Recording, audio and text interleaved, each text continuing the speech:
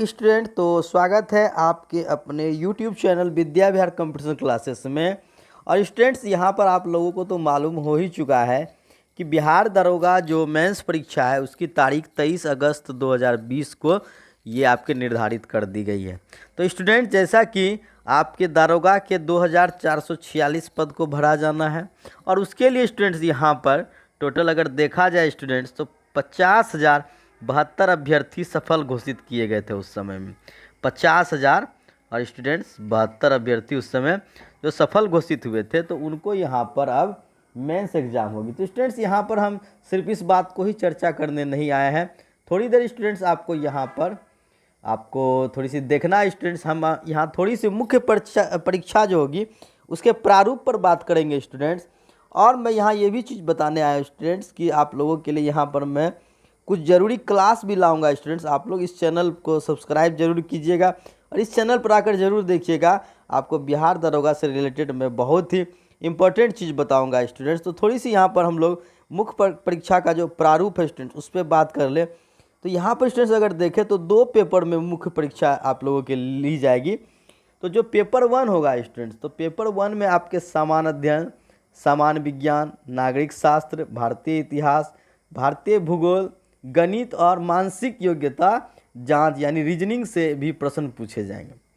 और स्टूडेंट, जब देखा जाए तो परीक्षा के जो दोनों पेपर का जो है उसमें आपके 100 प्रश्न पूछे जाएंगे। दोनों ही पेपर में आपके 100 प्रश्न होंगे और प्रत्येक में आपको जो है 2 घंटे का आपको समय निर्धारित रहेगा। और स्टूडेंट्स, एक चीज़ और ध्यान देना है कि यहाँ पर नेगेटिव मार्किंग है 0.2। तो 0.2 नेगेटिव मार्किंग है। इसका मतलब ये हुआ कि अगर आपके 5 क्वेश्चन यहाँ पर अगर गलत होंगे तो आपके 1 मार्क्स आपके जो है काटे जाएंगे। आई बात समझ में स्टूडेंट्स? तो यहाँ पर क्या है स्टूडेंट्स, पेपर 1 के बारे में हम लोग यहाँ पर समझे।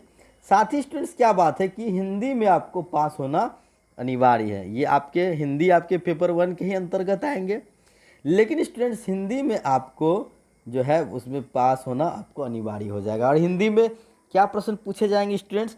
हिंदी में व्याकरण से संबंधित, जैसे वाक्य की शुद्धि, अशुद्धि, समानार्थक, विपरीतार्थक, जो कि आमतौर पे स्टूडेंट्स पूछे जाते हैं। मुहावरे, संधि, समास, लोकोक्तियाँ, है ना स्टूडेंट्स। इस प्रकार से आपके पेपर 2 में आपके ये पूछे जाते हैं। अगर कोई अभ्यर्थी इसमें पास नहीं होगा तो उसके पेपर 2 की कॉपी जांच भी नहीं की जाएगी और उसको वहीं पर फेल घोषित कर दिया जाएगा। स्टूडेंट्स, यहाँ पर ध्यान देने की बात है कि अगर हिंदी में आप पास नहीं होते हैं तो फिर मुश्किल है कि आपको पेपर 2 की कॉपी की जांच भी नहीं की जाएगी, है ना। इसलिए स्टूडेंट्स आपको इसको बिल्कुल ही ध्यान देने की ज़रूरत है इस पर। ये विषय आप लोगों के लिए बेहद इंपॉर्टेंट मायने रखता है।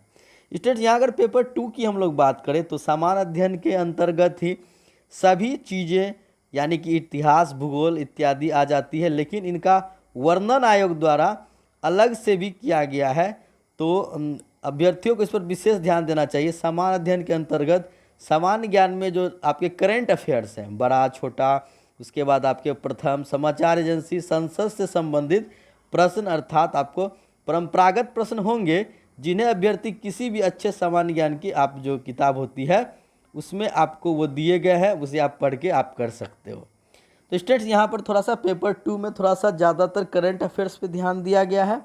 और अगर इतिहास में बात करें स्टूडेंट्स तो आधुनिक भारत, प्राचीन भारत और आपके जो मध्यकालीन भारत है, विज्ञान में फिजिक्स, केमिस्ट्री, उसके साथ आपको हीट और जो मॉडर्न फिजिक्स है उस पर थोड़ा ध्यान देना होगा। और रसायन विज्ञान यानी केमिस्ट्री में आपके आवर्त सारणी मायने रखेंगे, परमाणु संरचना, धातु धातु। और स्टूडेंट जीव विज्ञान, उसके बाद आपके जो प्रौद्योगिकी होते हैं स्टूडेंट्स आपके टेक्नोलॉजी। और स्टूडेंट्स पर्यावरण में, पारिस्थितिकी में प्रमुख प्रोटोकॉल के बारे में, जैव अभ्यारण्य के बारे में जानना है। और संविधान के बारे में विशेष रूप से आप लोग को पढ़ लेना है। उसमें जो आपके राष्ट्रपति, राज्यपाल के जो अधिकार होते हैं, साथ में मौलिक अधिकार, मौलिक कर्तव्य। और स्टूडेंट्स वहीं भूगोल में आपको भौगोलिक संरचना के साथ साथ नदी, पर्वत, मिट्टी, झील, प्रमुख उद्योग, जैविक उद्यान और जनगणना के बारे में आप लोगों को थोड़ा सा यहाँ पर विशेष ध्यान देना होगा। और इसके बाद स्टूडेंट्स अगर बात करें तो यहाँ पर स्टूडेंट जो आपके अर्थशास्त्र में तो नवीनतम बैंकिंग, इस समय जो नवीनतम बैंकिंग में जो आपके नए नए चीज़ लागू किए गए हैं वो सभी चीज़ आपके करने होंगे। साथ ही स्टूडेंट्स अगर देखा जाए तो आरबीआई, टैक्स, आपके रोज़गार, रीजनिंग और गणित का प्रश्न भी आपसे इसमें जो है जो पूछा जा सकता है। तो गणित के प्रश्न के लिए सेट का अभ्यास आप लोग लगातार करते रहें और प्रश्न का प्रकृति को समझें। और स्टूडेंट्स इसलिए थोड़ी सी यहाँ पर जो भी इसमें नई नई चीज़ों को इंक्लूड किया गया, तो उसके लिए हमारे इस चैनल पर जो भी आप लोगों को गाइडलाइंस दी जाएगी उसे फॉलो करना है। स्टूडेंट्स आप लोगों की बेहतर तैयारी कराई जाएगी दरोगा परीक्षा की।